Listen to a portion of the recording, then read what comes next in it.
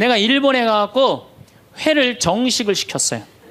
회를 정식을 시켰는데 딱 2점 나오더라고요. 그래서 나는 그게 맛백인 줄 알았어. 맛백이. 그래서 홀딱 먹었어요. 아니, 아무리 기다려도 회가 안 나오는 거예요. 그래서 가이드를 불러서 왜 회가 안 나오냐 그랬더니 아까 2점 먹은 게 정식이라는 거예요. 일본 아이들은 가서 보니까 2점, 3점밖에 안 먹어요. 제가 지난 2월 달에 미국 플로리다 쪽에 강의를 갔어요. 마침 근사한 식당에 초대를 받아서 스테이크를 먹게 됐어요. 야, 호텔에서 그것도 그냥 회원만 먹는 호텔에서 스테이크를 먹는다고 그러는데 진짜 스테이크 요만큼, 그 다음에 감자, 콩, 수프, 땡이에요, 땡. 아무것도 먹고 났는데 배고프더라고. 거기서 배고프다고 그럴 수도 없고. 근데 한국에 돌아가고 우리 집이 수원이야. 수원 갈비집들 많잖아요. 그래서 갈비집에 가갖고 갈비를 시켰는데 진짜 갈비 나오기 전에 상을 이렇게 하나 들고 나와요. 반찬. 그렇죠? 나는 갈비집 갈 때마다 궁금한 게 갈비 먹으러 가는데 게장이 왜 나오는지 난 이해가 안 돼. 게장 나오지. 그 다음에 또 뭐 나와요? 저기 뚝배기에다가 계란. 그렇죠? 요즘은 다 그거 나오더라고. 그 다음에 또 메추리알. 그 메추리알은 어디나 다 나오는 거고. 그 다음에 사라다 나오죠. 그 다음에 부침개 나오죠. 또 기다리시는데 배고프시다고 국수 말아서 나오죠. 그것만 먹어도 배불러요, 사실은. 그리고 이제 갈비가 4명이 가면 또 딱 4인분 나오면 그냥 그거 먹으면 배가 빵빵해요. 근데 우리는 배 빵빵하면 안 돼요. 배가 터질 때까지 먹어야 돼. 2인분을 더 시켜요. 그래갖고 그냥 배가 터질 때까지. 그래갖고 그냥 정말 배가 터지기 일보 직전이야.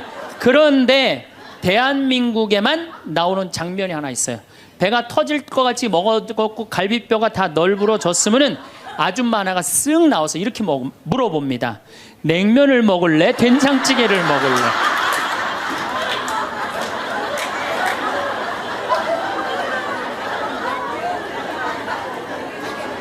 국가적으로도 정말로 잘 나갑니다. 우리나라 자동차 잘 만들어요. 그렇죠? 텔레비전 잘 만들어요. LED 텔레비전이라고 미국 시장 96% 휩쓸고 있어요. 자동차도 정말로 도요타 지금 막 추월하려고 그러는 판이에요. 반도체 잘 만들죠. 배 잘 만들죠. 97년 IMF 터졌을 때 아시아 전체가 다 IMF 터졌어요. 근데 우리나라처럼 IMF를 잘 극복한 나라는 없어요. 미국이 우리나라 기업 다 먹으려고 그랬는데 국민들이 금 모아갖고 그거 상환할 줄은 꿈에도 몰랐던 거예요. 대단한 민족이에요. 정말로. 그리고 2008년 금융위기도 우리나라가 참 잘 극복했어요. 그럼 국민들이 이렇게 행복한 나라에 살면 자부심을 가져야 될 거 아니야. 그렇지 않아요? 요즘 잘 나가요. 여러분들 일본 소니가 우리나라 삼성에 떨어진 지 5년 됐어요. 5년. 그렇게 따라가려고도 안 되는 거예요. 네? 텔레비전 잘 만들지. 작년에는 일본이 무역 흑자 200억 달러였는데 우리나라는 400억 달러예요. 올해도 잘 나가고. 근데 뭐가 그렇게 불만이 많어? 만족하고 살면 되는데 국민들이 욕심이 너무 많아요.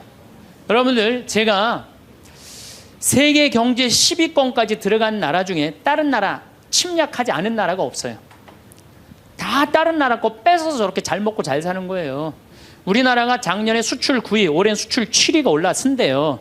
경제 규모로는 15위지만은 그래도 경제권 10위권에서 이 조그만 나라에서 왔다 갔다 해요. 그런데 생각을 해봐요.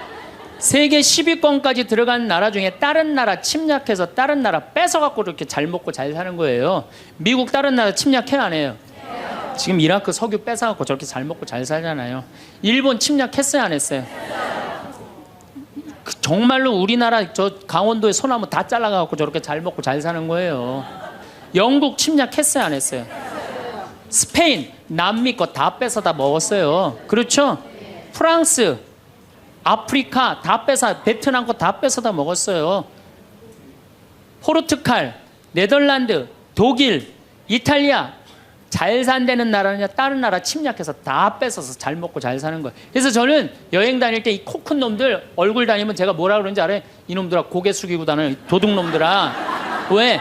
너희들은 아프리카, 인도, 아시아, 남미 거 다 뺏어서 지금 호의호식해서 사는 거야. 지금 너희들은 아시아, 남미, 아프리카에 굶는 사람들 너희들은 당연히 도와야 돼. 왜? 니네들이 다 뺏어간 도둑놈들이니까. 그런데 세계 경제 10위권까지 진입한 나라 중에 다른 나라 한 번도 침략한 적 없이 우리끼리만 이 자리에 올라온 나라가 한 나라가 있어요.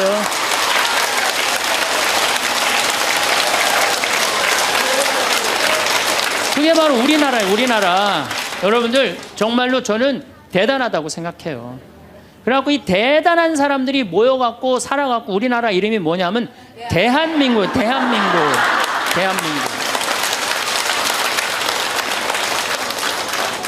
그러면 감사해야지, 행복해야지. 그런데 왜 176개 국가 중에 행복지수가 102등이야 2007년 기준으로. 작년에 많이 올라서 65위로. 그래도 국민들이 욕심이 너무 많아서 그래. 감사를 모르고 나눌 줄을 모르는 거야. 이제는 먹고 살만 했으니까, 먹고 살만하게 됐으니까 이제는 우리 국민들이 자부심도 가지고 정신적인 성숙도 가지고 나눌 줄을 아는 이 단계에 이젠 들어서야 돼요. 근데 이걸 누가 해야 돼? 우리 천주교 교우들이 앞장서서 해야 돼. 근데 저렇게 맨날 이 까만 옷만 앉아있고 있으니 이거 어떻게 하면 좋아? 신부님, 빚이 너무 많아요. 빚도 걱정하지 말아라. 갚다 못 갚으면 죽으면 되지 뭘 걱정하고 그래. 중요한 건 뭐냐면 여러분들 지금 빚 걱정한다고 갚아줘요? 안 갚아줘요. 빚은요 세월이 갚는 거예요. 그럼 세월한테 맡기세요. 세월한테 맡기고 나 오늘 하루를 살더라도 즐겁게 살아요. 아깝지 않아 이 하루? 그렇죠? 그러면 오늘 하루 정말 즐겁고 행복하게 살다 보면은 빚도 시간 지나면 갚아지는 건데 그걸 그냥 끌어안고 그냥 주님께서 여러분과 함께 마음을 드높이 우리 주 하느님께 감사합시다. 말로는 맨날 마땅하고 옳은 일이라고 그래. 말로는 미사 때마다 말로는 마땅하고 옳은 일이라고 그래. 주님께서 여러분과 함께 전능하신 천주 성부와 성자와 성령께서는 여기 모인 모든 이에게 강복하소서. 아멘. 미사가 끝났으니 가서 복음을 전합시다. 하나님 감사합니다. 떠날 때도 감사하다고 그래. 떠날 때도 성당 떠날 때도 감사하다고 그러고 정말 감사하느냐. 마음 안에 본질적으로 내가 두 다리 있고 눈 있고 코 있으면요 여러분들 다 받으신 거예요. 근데 우리 천주교 교우들은요 감사하는 그 본질적인 게 안 되는 거예요. 이 하느님이 모든 거 내가 다 누리고 사는데 여러분들 정말로 우리가 얼마나 감사하냐. 여기 적어도 명동까지 걸어서 오신 여러분들은 행복한 분들이에요. 눈 두 개, 콧구멍 두 개, 입 있으면 다 받은 거예요. 정말로 여러분들 눈 하나 갈아 끼는데 얼마가 드느냐. 내가 조사를 확실히 해보니까 눈 하나 정말로 갈아 끼는데 하나에 1억에 1억. 두 개면 2억에 2억. 여러분들 지금 이게 지금 얼마를 깔고 있느냐 하면 2억을 지금 눈에 깔고 있는 거야. 2억을. 감사해요 안 감사해요?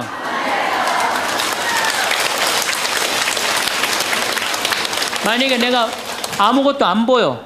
그래갖고 저 신부 얼굴도 못 보고 반찬이 어떻게 생겼는지도 모르고 명동 성당이 얼마나 멋있는지도 모르고 그렇지 않아요? 아무것도 지금 다 보고 있는데 얼마나 감사해요. 감사하지 않아요? 감사해요. 신장 하나 갈아 낀데 3천만 원, 간 갈아 낀 데는 7천만 원이에요. 이것만 대충 따져도 3억을 여러분들 여기 지금 깔고 있는 겁니다. 근데 뭘 우리 하느님한테 달라고 그래요. 다 주셨구만. 만약에 여러분들 내가 쓰러져 갖고 앰뷸런스에 실려간다. 1시간 산소호흡기 되는데 얼마를 내야 되냐면 36만 원 내야 돼요. 근데 여러분들 지금 공짜로 지금 오전 10시부터 지금까지 몇 시간 마신 거예요? 지금 5시간 마신 거예요. 한 200만 원 벌은 거지 앉아서. 감사해요 안 감사해요? 하루면 1,000만 원 버는 거예요. 이렇게 받은 은혜 감사하기도 바쁜데 뭘 그렇게 하느님한테 달라고 그러세요? 저는 그 지선아 사랑해라는 그 시를 보면서요 가슴이 정말로 미어졌어요. 이 이화여대 다니던 지선이라는 이 아가씨는 얼굴도 정말 예쁘더라고요. 그런데 이제 술 먹은 그 차가 쳐갖고 오빠가 학교에서 데리고 오는데 불이 난 거예요.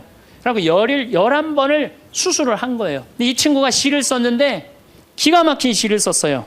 저는 짧아진 8개의 손가락을 쓰면서 사람에게 손톱이 얼마나 중요한 것인지 알게 되었고 1인 10여걸 해는 엄지손가락으로 생활하고 글을 쓰면서는 엄지손가락을 온전히 남겨주신 하나님께 감사해. 개신교 다니나 봐요. 하나님께 감사한다는 거. 손가락 8개가 다 없어지고 엄지만 남았는데도 감사하다는 거예요. 근데 여러분들은 지금 뭐야? 10개 다 있잖아요. 감사해 안 감사해요? 이 엄지 두 개 가지고 지금 박사학위 지금 과정받고 있대잖아요. 얼마나 대단해요. 더 기가 막힌 건 눈썹이 없어.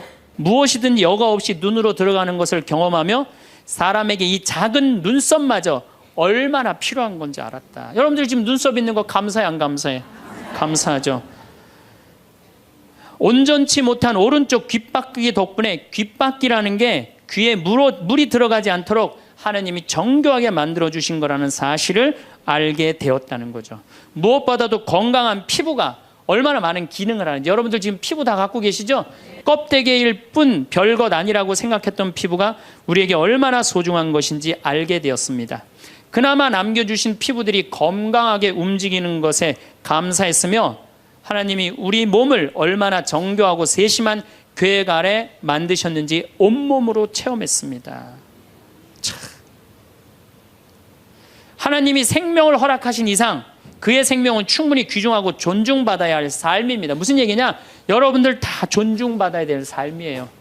내 꼬라지가 왜 이러냐, 내 처지가 왜 이러냐, 이런 생각하지 마세요.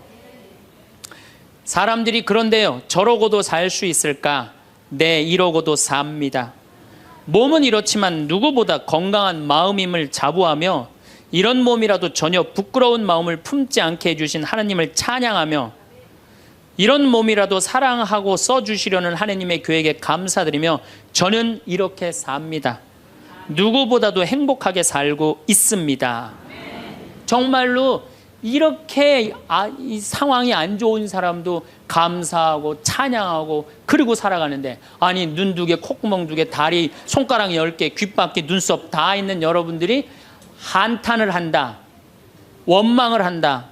이거 우리 지금 뭐가 잘못 살고 있는 거예요. 신앙인으로서 숨만 쉬어도 감사한 거예요. 동그란 사람, 네모난 사람, 세모난 사람, 별난 사람, 사람은 다 틀려요.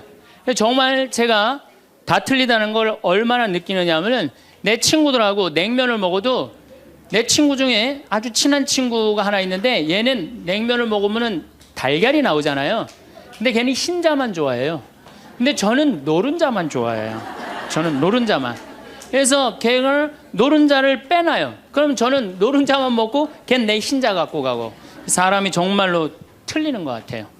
A형하고 B형하고 A병하고 O형하고 밥을 먹었어요. 넷이서 밥을 먹었는데 성격이 다른 거죠. 꼭 P의 문제가 아니라 유형, 이렇게 뭐 별 유형이 다 있듯이.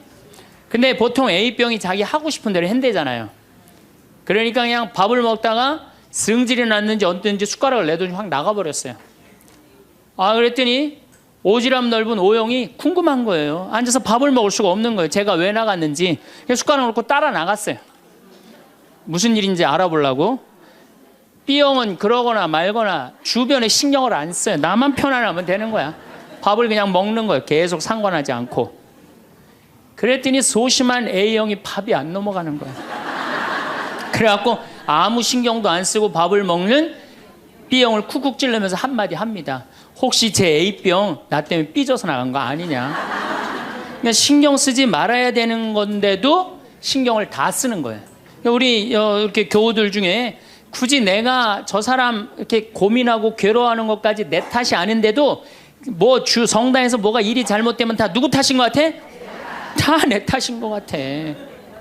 우리가 어디서 이게 교육을 받았느냐면은 루카복음 6장을 읽어보면은 뺨을 맞으면 다른 뺨을 돌려대고 겉옷을 달라고 그러면은 속옷을 두고 원수까지도 사랑하라고 가르칩니다. 원수까지도 사랑하라고 그러는데 정말 우리가 모두를 사랑해야 되는 거 아닌가 이런 생각 들잖아요. 그렇죠? 근데 예수님은 정작 다 사랑했을까요?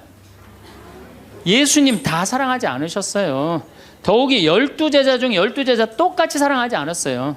12제자 중에 누구를 특별히 사랑했느냐면은 베드로, 야고보, 요한만 특별히 사랑했어요. 거룩한 변모 때 누굴 데리고 갔어요? 베드로, 야고보, 요한만 데리고 갔어요. 아니 그 기가 막힌 모습을 보여주려면 다 보여주지. 왜 3명만 데리고 가? 나머지 9명 기분 나쁘게. 그렇잖아요. 그리고 회당장 야이로의 딸 살리러 갈 때 누구만 데려갔느냐면 베드로, 야고보, 요한만 데려가요. 다른 사람은 그 부모 외에는 아무도 따라오지 못하겠다 그래요. 못 따라간 제자들 섭섭할 것 같아, 안 섭섭할 것 같아요? 근데 여러분들은 밥 먹으러 가는데 한 3명만 데려가야 되는데 나머지 6명 남아있으면 찝찝해, 안 찝찝해요? 앞으로는 그러지 마세요. 예수님이 겟세마니 동산에서 내 마음이 괴로워 죽을 지경이니 나와 함께 깨어 있어줘라 그렇게 하고 가까이에 누구만 불렀느냐면 베드로, 야고보, 요한만 불렀어요. 예수님도 12 중에 3명만 이렇게 사랑했는데 여러분들은 레조 단원들 12이면 12명 어떻게 다 사랑해? 그 중에 3명만 사랑해도 누구하고 똑같아? 예수님하고 똑같은 거예요. 근데 놀랍게도 마태복음 18장에 이런 얘기가 나옵니다. 만약에 이웃이 잘못하면 우선 개인적으로 그러지 말라고 말하고 다음 한두 사람의 증인을 세우고 그래도 말 안 들으면 교회에 알리고 그래도 말 안 들으면 세리나 이방인 취급을 하라고 그래요. 그러니까 끝까지 끌어안으라는 말도 하셨지만은 어떻게 말 안 들으면 무슨 취급하라고 그래? 세리나 이방인 취급하라고 그래요. 마태복음 23장을 보면은 바리사이파, 사두가이파, 성구갑 이마에 팔 놓고 다니면서 일반 사람에게는 무거운 짐 지어놓고 자기는 손 하나 까딱하지 않는 이들에게 회칠한 무덤, 독사의 족속이라고 욕을 해대요, 예수님이. 그러니까 예수님은 어떻게 모두를 다 사랑했어요? 아니에요. 마음에 안 드는 사람들, 단죄해야 될 사람 단죄하셨어요. 그 예수님 또 그렇게 많이 참지도 않으셨어요. 우리 교우들처럼 그렇게 많이 참지도 않으셨어요. 요한복음 2장에 예수님이 성전 정화를 하는데 너무 막 성질이 나시니까 어떻게 해요? 상을 둘러엎고 채찍질로 그냥 정말로 난리를 치세요. 그러니까 여러분들도 이제는 너무 참지 마세요. 그러다가 여러분들 누가 다쳐요? 내가 다쳐요. 그런데 성당에 나오면 자기를 버리고 자기 목숨을 구하려 하지 말고 예수님 십자가를 지고 따라야 된다. 이 말이 꽉 귀에 들어오는 거예요. 순교자들이 이렇게 사셨다. 순교자들이. 우리들도 하느님 제대로 믿으려면은 순교자나 예수님처럼 그렇게 십자가 지고 참아야 된다. 자기를 미워하고 남을 위해서 살아야 한다고 자기에게 어떤 일이 있더라도 주님께서 주시는 십자가라고 생각하고 참고 살아야 된다. 이렇게 우리는 이 말씀에 눌려 살아요. 이걸 뭐라고 그러냐면 십자가 컴플렉스라고 그래요. 십자가 컴플렉스. 나도 십자가를 져야 된다. 예수님이 손목에 못 박혔을 때 얼마나 아팠을까? 그거 그냥 심줄을 뚫고 지나갔을 때 얼마나 아팠을까? 발목 못 박히셨을 때 얼마나 아프셨을까? 그러니까 나를 죽이려고 애쓰고 웬만한 일은 주님은 주시는 시련과 십자가라고 참고 견디고 살면은 내면에는 기쁨이 하나도 없고 정신적 질병에 시달리는 경우가 많아요. 순교가 아니라. 그래갖고 그냥 우리 천주교 교우들은 이혼도 못하고 살아요. 남편이 그냥 맨날 술 먹고 때리고 빚지고 노름해. 도저히 아이들을 데리고 살 수가 없어. 그래갖고 그냥 구역장님이나 레지오 단장님한테 상담을 합니다. 나는 정말로 이제 도저히 저 남편하고 못 살겠다고. 열심한 구역장님이나 레지오 단장님이 한마디 해요. 아유, 데레사 자매, 십자가에 계신 예수님 생각을 해야지. 십자가에 계신 예수님 생각하고 어떻게 하라는 거야? 참고 살아라니까. 그러니까 참고 살려니 이 자매는 기쁨이 있어요, 없어요? 기쁨이 없는 사람들의 특징이 뭐냐? 선교를 못해요. 기쁨이 없는 사람들은 선교를 못합니다. 왜? 개신교는 정말로 막 하느님 믿으면서 기뻐, 즐거워. 그러니까 주위에 이제 막 세상에서 힘든 사람들한테 뭐라고 그러냐면 우리 교회 가자. 우리 교회 가면은 정말로 기뻐. 구원받을 수 있어. 정말 행복할 수 있어. 그리고 막 끌고 가요. 근데 우리 기쁨이 없는 천주교 교우들은 주위에서 힘들고 고통스러운 사람이 있으면은 성당 가자는 말이 안 나와요. 왜? 너도 한번 나하고 성당 가서 십자가 지고 한번 참아 볼래? 이 말이 안 나오는 거예요.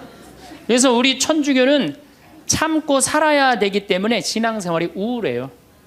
개신교는 기쁨, 찬양, 영광, 감사, 아멘, 알렐루야 이런 거거든요.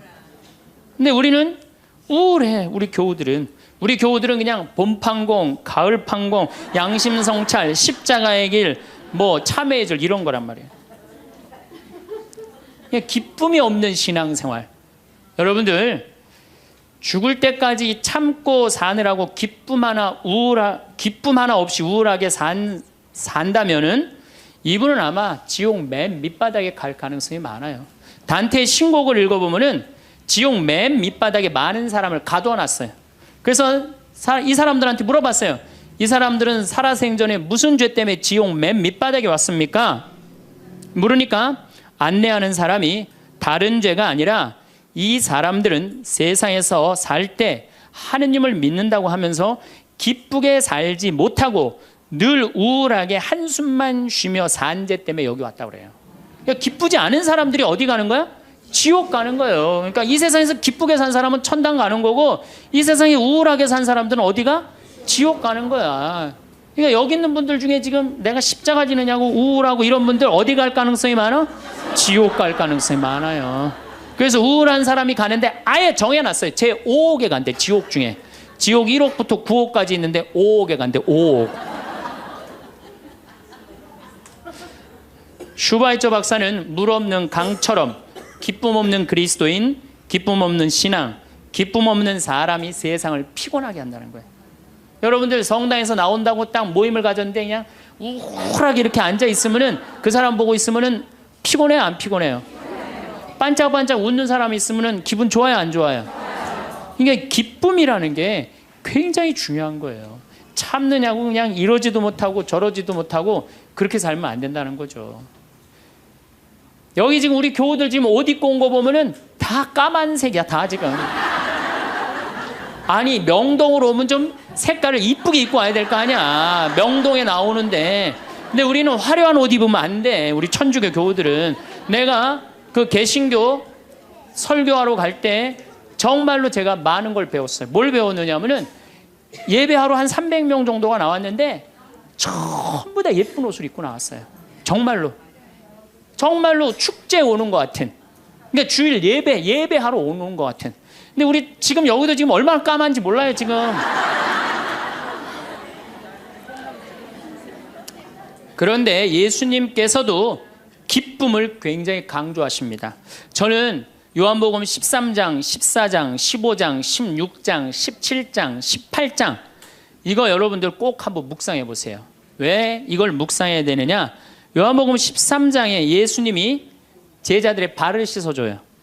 발을 씻어주고 최후의 만찬을 하세요. 그리고 14장에 뭐라고 그러느냐면은 성령께서 오실 거다. 내가 가도. 그러니까 성령을 보내주실 것을 말씀하시면서 당신이 아버지께로 가는 걸 기뻐하라고 그래요. 이제 곧 18장이면 잡히실 거거든요. 잡히실 것인데도 불구하고 예수님은 제자들하고 마지막 작별 유언을 하면서 기쁨에 대해서 말씀을 하세요. 기뻐해라. 요한복음 15장에는 나는 포도나무요 너희는 가지로다. 너희들은 나한테 붙어 있어라. 그래야만이 많은 열매를 맺는다. 이 말씀을 하세요. 근데 11장에 이런 말씀을 하세요. 내가 이 말을 한 것은 내 기쁨을 같이 나누어 너희 마음에 기쁨이 넘치게 하려는 것이다. 아니 이게 오늘 저녁에 붙잡혀서 돌아가실 예수님 입에서 나올 말이에요. 그런데 예수님이 지금 돌아가심에도 불구하고 마음이 기쁘신 거예요. 그래서 내 기쁨을 너희에게 흘러 넘치게 하려는 것이다. 그러니까 죽기 전에도 기쁘셨던 거예요. 예수님은. 왜? 뭐가 열리니까? 천국 문이 열리니까.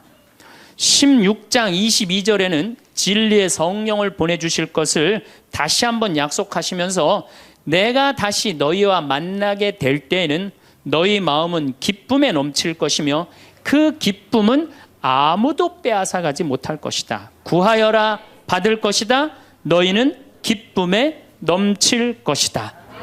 아, 예수님은 장마다 말씀하시네. 13장, 14장, 15장에 걸쳐서 16장에 걸쳐서도 말씀하시고 17장에 아버지 이 사람들이 하나 되게 해주십시오. 아버지와 나는 하나입니다. 많이 들어봤죠? 네. 이 말씀 끝에 이렇게 말씀하세요. 지금 나는 아버지께로 갑니다. 아직 세상에 있으면서 이 말씀을 드리는 것은 이 사람들이 내 기쁨을 마음껏 누리게 하려는 것입니다. 성서에 보면 온통 기쁨밖에 없는 거예요. 기쁨. 아니 지금 저 18장이면 잡으셔서 돌아가실 분이 마지막 유언에 마지막으로 하신 말씀이 뭐예요? 기쁨이에요. 기쁨. 그렇다면 여러분들은 신앙생활하면서 기뻐야 되지 않아요?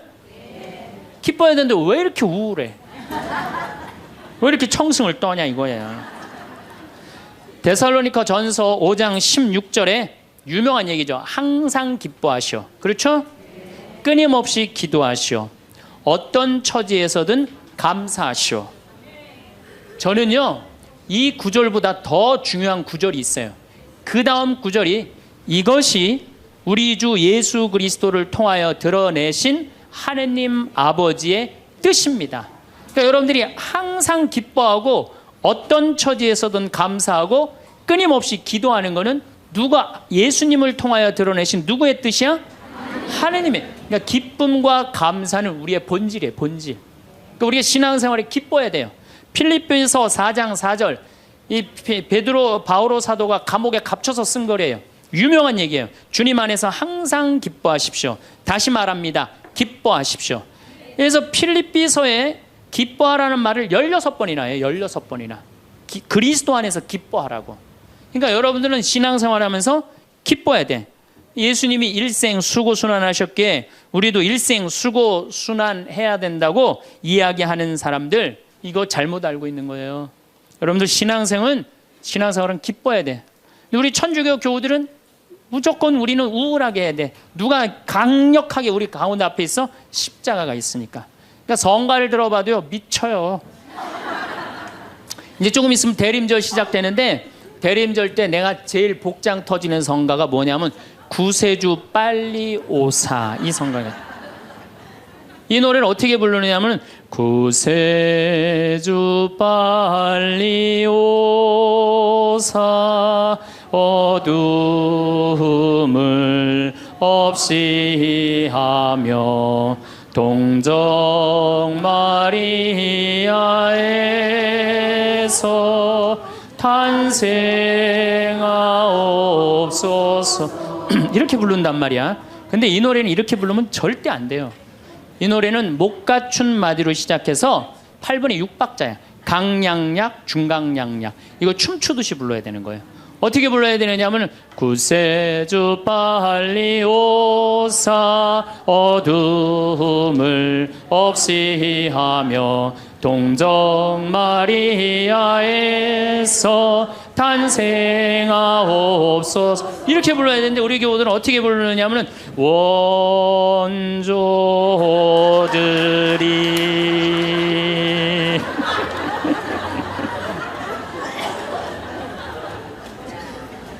그러니까 그냥 구세주로 빨리, 가사는 구세주 빨리 오사라는 가사인데 하는 거 보면 장송곡이야. 장송. 기쁨이 없는 거죠. 사실 저도 신앙을 키운 결정적인 동기는 십자가입니다. 중학교 때 성당에 가보면 나는 수원 조원동 주교자 성당에 다녔는데 십자가가 나무 십자가인데 큰 게 있었어요. 근데 그 예수님을 보면 너무 불쌍한 거예요. 어쩌면 우리를 사랑하시기에 저렇게 고통스럽게 지셨을까? 그냥 보면은 근데 우리 이 조원동 주교자 성당 옆에는 은퇴 신부님이 살았어요. 근데 어떤 신부님이 살았느냐면 하한주 신부님이라고 살았어요. 막 수염이 이렇게 하얀 수염이 나신 하한주 신부님. 이 신부님이 얼마나 무서웠느냐면은 우리 어렸을 땐 성체험할 때 그리스도의 몸은 아멘하고 혀로 내밀었잖아요. 혀를 안 내밀면 입 벌리라고 소리를 질렀어요. 그래갖고 그 신부님이 나와서 미사를 하면은 그 줄에는 아무도 안 갔어요. 다 보자 신부 줄에 가갖고 다 성청하고 그래. 근데 나는 중학교 2학년 때부터 신학교를 가려고 그랬으니까 신부님 집에 놀러를 자주 갔어요. 놀러를 가면 신부님 집 거실에 뭐가 써 있느냐면 님 쓰신 가시관이라는 시가 쓰여 있어요. 님의 전생애가 마냥 슬펐기에 님 쓰신 가시관을 나도 쓰고 살으리라. 이튿날 님이 날 보시고 임이 보시고 날 닮았다 하소서. 이튿날 나를 보시고 임 닮았다 하소서. 이 세상 다할 때까지 당신만을 따르리라. 그 시를 보는데 가슴에 팍 와닿더라고요. 님의 전생애가 마냥 슬펐기에. 얼마나 이게 이 중학생 그 가슴에 와닿아요. 우리 님이 한 번도 기쁘지 않고 전생애가 마냥 슬펐기에 나도 님 쓰신 가시관을 나도 쓰고 살으리라. 얼마나 이게 가슴에 와닿아요. 여러분도 그렇지 않아요? 전생애가 고통스러웠더니 불쌍하지 않아요, 예수님? 그래갖고 나도 그 님의 전생애가 마냥 슬펐기에 님 쓰신 가시관을 나도 쓰고 살으리라. 그거 하려고 신학교 들어갔어요. 신학교 들어갔더니 이번에는 신학교에서 신상옥이라는 친구가 지금도 활동 열심히 하고 있죠. 이걸 곡으로 써놨는데 기가 막힌 거예요. 우리 신학생들이 파티하고 축제 끝나면은 맨날 맨 마지막에 우리 신학생들이 이렇게 어깨 동무하고 부르는 노래가 이 노래예요. 비장하게 부르는 거죠. 왜? 이 세상 다 할 때까지 당신만 따른다고. 신학생 포기하지 않고 신부로 살고 죽을 때까지 당신만 따르리라. 그러니까 어깨 동무하고 어떻게 부르느냐? 님은 전생애가 마냥 슬펐기에 님 쓰신 가시관을 나도 쓰고 살으리다. 이튿날 님이 보시고 날 닮았다 하소서. 이튿날 나를 보시고 임 닮았다 하소서. 이 세상 다할 때까지 당신만 따르리라.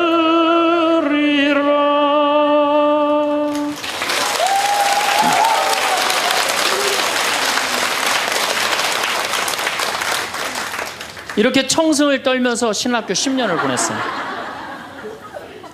신부가 딱 되고 보니 내가 내 관점에서 성서를 좀 읽어보니까 더욱이 강원도 생태마을 아름다운 자연에서 하느님이 창조해 놓은 기가 막힌 자연에서 성서를 읽어보니까 우리 님께서 하나도 안 슬프게 사셨더라고요. 그리고 가시관은 언제 썼느냐 하면은 전생에 쓴 게 아니라 마지막 금요일 날 하루 쓴가. 하루밖에 안 썼더라고요. 전생애가 슬프긴 뭐가 슬퍼요. 예수님처럼 기쁘게 사신 분이 없어요. 성서에 예수님을 표현하길 뭐라고 그랬냐면은 예수님은 먹보요 술꾼이라고 그래요. 루카복음 5장 29절에서 30절에 나옵니다. 그리고 레이는 그분을 위해서 자기 집에서 큰 잔치를 베풀었는데 세리들과 그 밖에 많은 사람이 큰 무리를 이루어 그분 일행과 어울려 먹고 있었다. 그래서 바리사회와 율사들이 제자들에게 투덜거렸다. 어째서 세리와 죄인들과 어울려서 먹고 마시고들 있어. 그러니까 예수님은 늘 먹고 마시고 마셨던 게 일이에요. 세례자 요한하고는 정반대의 행보를 보내세요. 세례자 요한은 금욕과 고행을 하는 정신적인 지도자였어요. 마르코복음 1장 6절을 보면 사막에서 지내면서 낙타 털옷을 입고 들꿀을 먹으면서 지냈다고 그래요. 꿀 먹으면 좋은다고 그랬는데 꿀을 요만큼 하루 겨우 견딜 만큼 먹었던 거예요. 정말로 금욕을 했던 사람이에요. 그런데 이 세례자 요한하고 예수님은 정반대야. 그러니까 예수님이 뭐라 그래? 세례자 요한에서 먹지도 않고 마시지도 않으니까 저 세례자 요한 보러 미쳤다고 그러고, 내가 먹고 마시니까 나보러 마귀 들렸다고 그러고 그런다고. 그러니까 먹고 마시는 걸 당신도 인정한 거예요. 먹고 마시는 걸 참 좋아하셨어요. 예수님처럼 축제 좋아하신 분이 어디 있어요? 예수님은요, 잔치집마다 쫓아다닌 분이 예수님이에요. 오늘 이 레이 집도 쫓아다녔죠. 바리사이 집 갔죠. 자케오 잔치 갔죠. 가나의 혼인잔치 잔치집 갔죠. 그 다음에 나자로가 죽었다가 살아나온 다음에 잔치 차린가 거기 잔치 갔죠. 당신 항상 뭐라 그래? 당신을 신랑에 비유하셔. 혼인잔치 신랑에. 이런 축제를 좋아하신 분이 전생애가 뭐가 마냥 슬펐어요. 마르코복음 2장에 안식일에 미리삭을 잘라먹는 제자들을 꾸짖는 바리사이를 향해 예수님이 이렇게 말씀하십니다. 사람이 안식일을 위해서 있는 게 아니라 안식일이 사람을 위해서 있는 것이다. 사람이 행복해야 된다는 거예요. 그런 것 때문에 사람이 매달려서는 안 된다는 거예요. 그러니까 예수님이 우리한테 주고 싶었던 건 이런 기쁨이에요. 기쁨. 그리고 예수님이 우리한테 주고 싶었던 거는 행복이에요. 행복. 마태복음 5장에 가장 산상설교 맨 첫 구절이 뭐예요?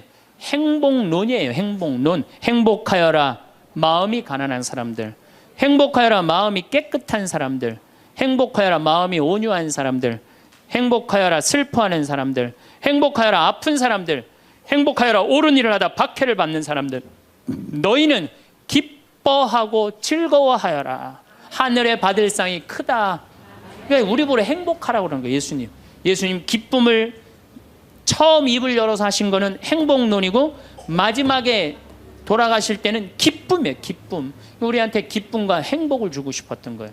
근데 그냥 2000년 지나서 와서 보니까 그냥 천주교들 그냥 기쁨과 행복은 온데간데 없고, 옷은 다 까먹고 입고 와갖고 앉아갖고 그냥 원조들이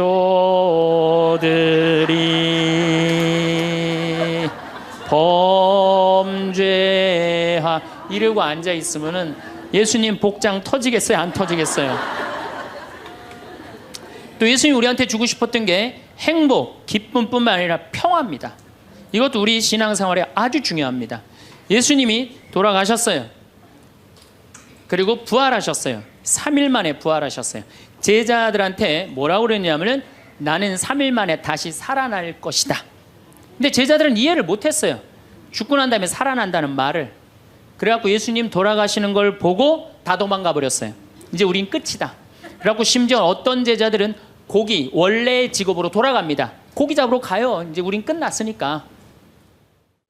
아니 그렇게 3년 동안 그렇게 가르쳐놨는데, 그렇게 배신했는데 얼마나 열받아요 예수님은. 근데 예수님이 3일 만에 딱 살아나서 제자들 앞에 나타나요. 제자들이 당황스럽겠어요? 안 당황스럽겠어요? 우린 끝났는 줄 알았는데 다시 나타나니까 얼마나 당황스러워요. 그리고 나타나려면 1년 후에 나타나면 덜 미안해잖아요. 배반은 해놨는데 3일 만에 나타나면 얼마나 미안해요. 마음이 기쁘기도 하고 혼란스럽기도 한 거야. 근데 예수님이 이렇게 말씀하십니다. 너희들 내가 3일 만에 살아난다고 그랬느냐 안 살아난다고 그랬느냐, 왜 배반했느냐, 이렇게 따지지 않으세요. 입을 열어 하신 말씀이 뭐냐면은 평안하냐, 내가 너희에게 평화를 주노라. 예수님이 우리한테 주고 싶었던 거는 우리가 아무리 배반하고 나쁜 짓을 했어도 예수님이 나하고 마주쳤을 때는 우리가 당황하지 말고, 그렇죠? 미안해하지 말고 그러라고 무슨 말부터 건네세요? 평안하냐, 내가 너희에게 평화를 주노라. 예수님이 주고 싶었던 게 평화야. 자, 여러분들, 내가 성당 다니는데 기쁘지도 않고 행복하지도 않고 평화롭지도 않아. 성당 다니는 이유가 있는 거예요, 없는 거예요? 없는 거예요. 그러지 않으면 뭐하러 성당을 다녀요? 예수님이 가장 주고 싶었던 건데. 또 예수님이 우리한테 주고 싶었던 게 사랑이야. 요한복음 13장에 당신이 돌아가실 때가 알자 못내 사랑하던 제자들을 극진히 사랑하셨다고 그래. 극진히. 얼마나 제자들을 사랑했으면 극진히 사랑했다고 그래. 최후의 만찬 때 밥 먹으면서 누가 배반할 건지 막 자기네들끼리 의견이 분분했잖아요. 사도 요한이 예수님 가슴에 기대서 밥을 먹었어요. 베드로가 물어보라고 그래요. 예수님한테, 사도 요한한테 누가 배반할 건지. 저는 이 밥 먹는 장면에서도 예수님의 사랑을 느껴요. 마지막에 떠나면서 밥 먹는 장면에도. 여러분들, 본당 신부님하고 회식을 해요. 너무너무 본당심이 잘생기고 편안하고 좋아. 그래갖고 그냥 먹던 밥을 들고 가고 신부님 가슴에 기대서 먹을 수 있는 분 계세요? 예수님의 품은 굉장히 넉넉하셨어요. 우리를 다 끌어안아 주시는. 그러니까 예수님이 우리한테 주고 싶었던 게 기쁨, 행복, 평화, 사랑. 그 다음에 맨 먼저 하시는 나는 너희에게 복음. 복음, 이게 영어로 뭐래? 굿뉴스. 다 알죠? 굿뉴스입니다. 좋은 소식을 전하러 온 거예요. 나는 하늘나라의 복음을 전하러 왔다. 굿뉴스. 좋은 소식을 전하러 오고, 예수님이 우리한테 최종적으로 열어주고 싶은 세상은 뭐였느냐 하면은 구원이에요. 구원. 근데 이 좋은 거를 갖고 내가 즐겁고 행복하게 살아도 지금 시원찮을 판국인데 우리가 그냥 우울하게 그냥 청승 떨면서 닮은 옷도 다 까만 옷만 입고 다니고 말이야.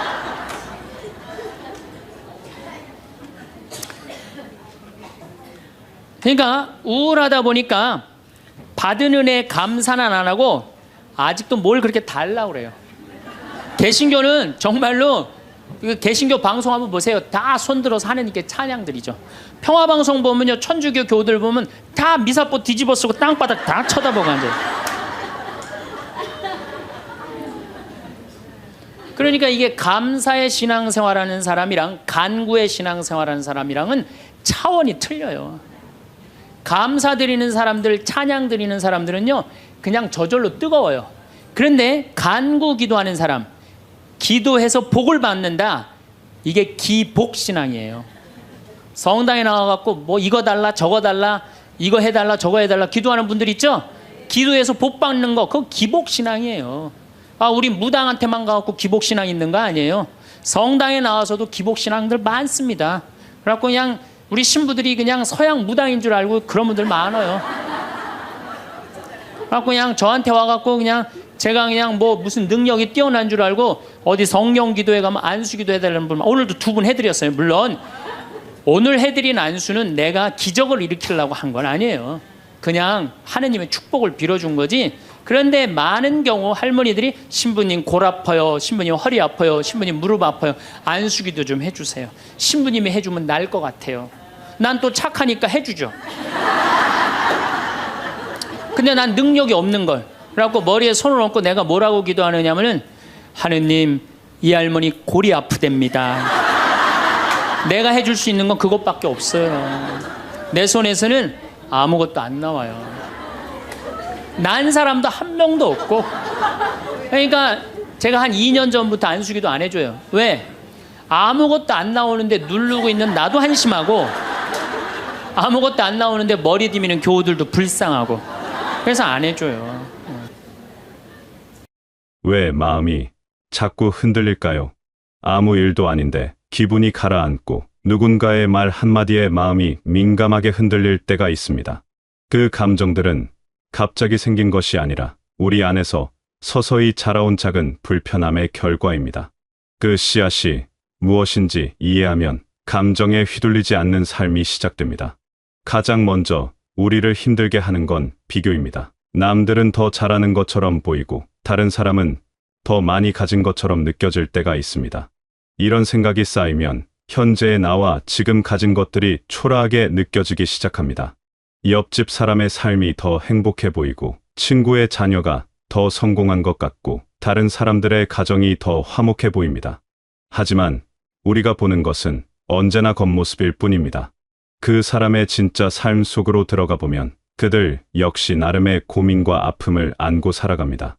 비교는 마음을 무겁게 만드는 가장 빠른 길입니다. 내 삶의 속도와 방향은 남의 것과 다를 수밖에 없는데 우리는 자꾸 남의 기준으로 나를 재려합니다. 비교의 덫에서 벗어나려면 시선을 돌려야 합니다. 밖이 아니라 안으로, 남이 아니라 나 자신에게로 말입니다. 내가 지금 가진 것, 내가 이루어낸 것, 내가 견뎌낸 시간들을 찬찬히 들여다보는 겁니다. 그러면 생각보다 많은 것들이 보입니다. 건강하게 아침을 맞이할 수 있다는 것, 사랑하는 사람들이 곁에 있다는 것, 오늘 하루를 무사히 보낼 수 있다는 것, 이런 평범한 일상이 사실은 가장 귀한 선물이라는 걸 깨닫게 됩니다. 비교를 멈추는 순간 마음은 한결 가벼워지고 여유로워집니다. 우리가 마음이 흔들리는 이유 중 상당수는 상대가 내가 기대한 만큼 해주지 않을 때 생깁니다. 이 사람은 이렇게 해줄 거라고, 저 사람은 이렇게 대해줄 거라고 마음속으로 기대치를 정해놓습니다. 그런데 현실은 그 기대와 다르게 펼쳐집니다. 전화를 먼저 걸어주지 않고, 안부를 물어주지 않고, 내가 바라던 방식으로 관심을 보여주지 않습니다. 그러면 서운함이 생깁니다. 기대가 클수록 서운함도 커지고 작은 일에도 마음이 쉽게 상합니다. 기대는 마음속에서 그려본 이상적인 그림입니다. 하지만 상대방은 내 마음속 그림을 알지 못합니다. 그들은 그들 나름의 생각과 사정이 있고 그들만의 방식으로 살아갑니다. 내가 원하는 대로 움직여주기를 바라는 것은 결국 상대방을 내 틀에 맞추려는 시도입니다. 그래서 마음을 지키려면 기대치를 조절하는 힘이 필요합니다. 상대방이 해줄 수 있는 만큼만 기대하고 그 이상은 바라지 않는 겁니다. 기대를 낮춘다는 건 상대를 포기하거나 무시하는 게 아닙니다. 오히려 상대를 있는 그대로 인정하고 존중하는 태도입니다. 기대치를 내려놓으면 놀라운 일이 벌어집니다. 작은 배려에도 고마움을 느끼게 되고 사소한 관심에도 마음이 따뜻해집니다. 전화 한 통, 안부 한마디가 특별하게 다가옵니다. 기대하지 않았는데 받게 되는 것들은 모두 선물이 됩니다. 마음이 편안해지고 관계도 부드러워집니다. 서운함으로 가득했던 자리에 감사가 들어차기 시작합니다. 조금 더 잘해야 한다는 마음은 오히려 나에게 부담을 주고 스스로를 지치게 만듭니다. 더 나은 사람이 되고 싶고, 더 많은 걸 이루고 싶고, 더 완벽해지고 싶은 마음은 자연스러운 것입니다. 하지만 그 욕심이 지나치면 지금의 나를 부족하게 느끼게 만듭니다. 이미 충분히 잘하고 있는데도 자꾸 모자란다고 느낍니다. 이미 많은 걸 이루었는데도 더 해야 한다고 다그칩니다. 이런 마음은 나를 쉬지 못하게 하고 만족할 줄 모르게 만듭니다. 욕심을 조금 덜어내는 순간 마음은 생각보다 훨씬 부드럽고 넉넉해집니다. 완벽하지 않아도 괜찮다고, 지금 이 정도면 충분하다고 스스로에게 말해주는 겁니다. 실수해도 되고, 부족해도 되고, 느리게 가도 됩니다. 중요한 건 속도가 아니라 방향입니다. 내가 가고자 하는 길을 천천히, 꾸준히 걷는 것. 그것만으로도 충분합니다. 욕심을 내려놓으면 마음에 여유가 생기고 그 여유 속에서 진짜 행복이 자랍니다. 억지로 주려고 하지 않아도 필요한 것들은 자연스럽게 내게로 옵니다. 현실은 늘 내가 생각한 모양 그대로 흘러가지 않습니다. 계획했던 일이 틀어지고 기대했던 결과가 나오지 않고 예상하지 못한 문제가 생깁니다. 이럴 때 우리는 당황하고 화가 나고 속상해집니다. 왜 이렇게 됐을까? 왜 내 뜻대로 되지 않을까 하며 현실을 억지로 바꾸려 애씁니다. 그 사실을 억지로 바꾸려 할수록 마음의 파동은 더 커집니다. 저항하면 할수록 힘들어지고 거부하면 할수록 고통스러워집니다. 거부 대신 수용의 시선을 갖는 순간 마음의 잡음이 조금씩 줄어들기 시작합니다. 수용한다는 건 포기하거나 체념하는 게 아닙니다. 지금 일어난 일을 있는 그대로 받아들이는 겁니다. 이미 벌어진 일은 되돌릴 수 없습니다. 그렇다면 그 현실을 인정하고 거기서부터 다시 시작하는 게 현명합니다. 넘어졌다면 일어나면 되고 실패했다면 다시 도전하면 됩니다. 상황을 받아들이는 순간 마음은 한결 가벼워지고 다음 걸음을 내디딜 힘이 생깁니다. 있는 그대로를 받아들이는 연습은 평온을 만듭니다. 날씨가 춥다고 화를 내도 날씨는 바뀌지 않습니다. 대신 따뜻한 옷을 입으면 됩니다. 비가 온다고 속상해해도 비는 그칠 때까지 내립니다. 대신 우산을 쓰면 됩니다. 인생도 마찬가지입니다. 바꿀 수 없는 것에 저항하며 에너지를 소모하기보다 내가 할 수 있는 것에 집중하는 겁니다. 상황을 바꿀 수 없다면 태도를 바꾸고 환경을 바꿀 수 없다면 마음을 바꿉니다. 그러면 같은 상황도 다르게 느껴집니다. 사람은 쉽게 변하지 않습니다. 가족이든 친구든 누구든 그 사람의 성격과 습관은 오랜 시간에 걸쳐 만들어진 것입니다. 그걸 내가 원한다고 해서 하루아침에 바꿀 수 있는 게 아닙니다. 하지만 우리는 자꾸 상대를 바꾸려 합니다. 이렇게 하면 안 되는데 저렇게 해야 하는데 하며 상대에게 요구합니다. 변화를 기대하고 변하지 않으면 실망합니다. 그러면서 관계는 점점 불편해지고 마음은 더 힘들어집니다. 그 사실을 알면 상대를 바꾸려 하기보다 내 감정을 다루는 능력을 키우는 것이 훨씬 현명하다는 걸 깨닫게 됩니다. 상대의 행동은 내가 통제할 수 없지만 그 행동에 대한 내 반응은 내가 선택할 수 있습니다. 화를 낼 수도 있고 이해할 수도 있고 그냥 흘려보낼 수도 있습니다. 감정 조절의 힘은 결국 나를 지키는 힘입니다.